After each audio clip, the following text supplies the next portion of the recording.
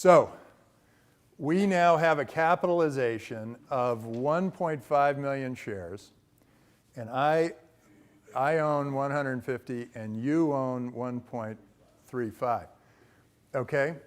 But then I say, wait a second, I don't want to give you the full 1.35, or I'm not happy with this yet.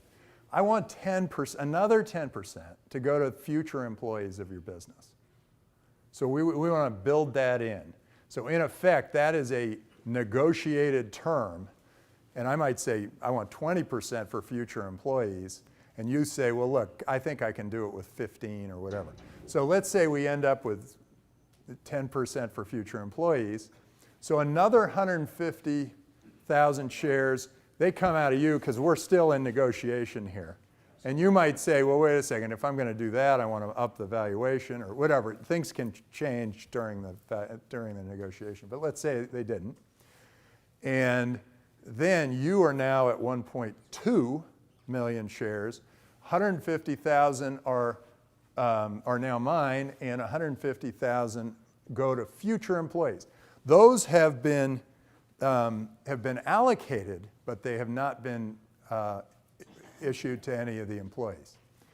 And they will come in a certain form. You'll see what we do with employees, which is sometimes quite different from founders and sometimes exactly the same. So it's a certain amount of preferred stock, and then we just say what's the grand total, and then how much buys how much of the company. That's easy. Okay, this is what happens with your shares, and the employee shares may be different. So we sit there and we say, okay, well, wait a second. You got to work on this thing for a while we're going to have you earn these shares over time. You get them. If you sell the business, you get them. Go ahead. Well, wait a second. No, that isn't true either. There's a program for that. So what happens here is the common stock vests 25% at the end of the first year of full-time employment, and at the rate of 1/48th per month thereafter. So you are getting your shares. You have them. They're there. You just have to keep working for the company in order to keep them, in order to get them to vest. Vest is the term there. For 4 years, right? For 4 years. You get a quarter of them, so you were at 1.2, right?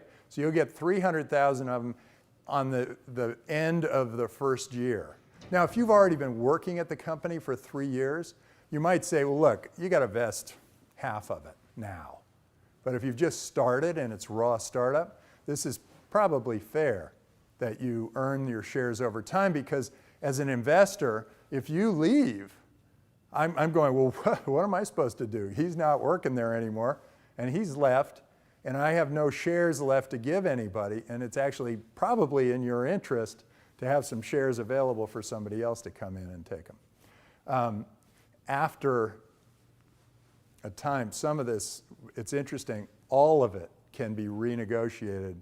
That people have figured out ways to renegotiate it if things aren't going the way everybody had planned them. So you can get, and then 1/48th per month thereafter with respect to stock granted prior to an IPO.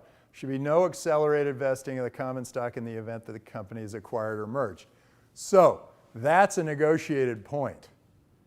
You might say, well, look, if after 3 years I sell this thing, you're making a ton of money, I want at least 1 year acceleration, or I want the acceleration halfway to wherever I am. You guys get that? So if you want that accelerated, and a lot of this happens during mergers where when a company gets merged with another company, it turns out the CFO always gets fired because you never need 2 CFOs managing the money, right? So there's always something. There's something called a double trigger, which means if we're merged and I get fired, then all my stock comes back to me. Or if we're merged and I get fired, I get at least half of the remaining stock vested back to me.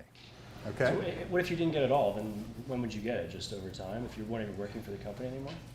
No, you just lose the rest. Lose it.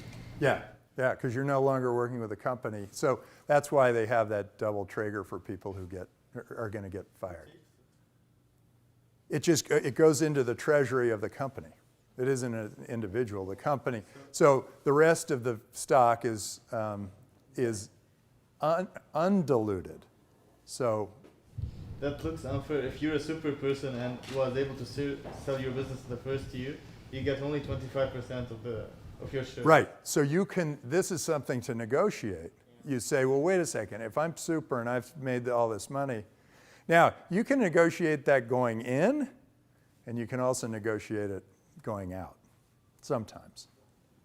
Generally, it leaves a bad taste in their mouth if you negotiate it going out, but it can actually happen, particularly if you're in a position of power. Sometimes you're not. Sometimes you're selling the company, but you are not in a position of strength when you're selling the company. So it's good to nail this stuff down at the beginning.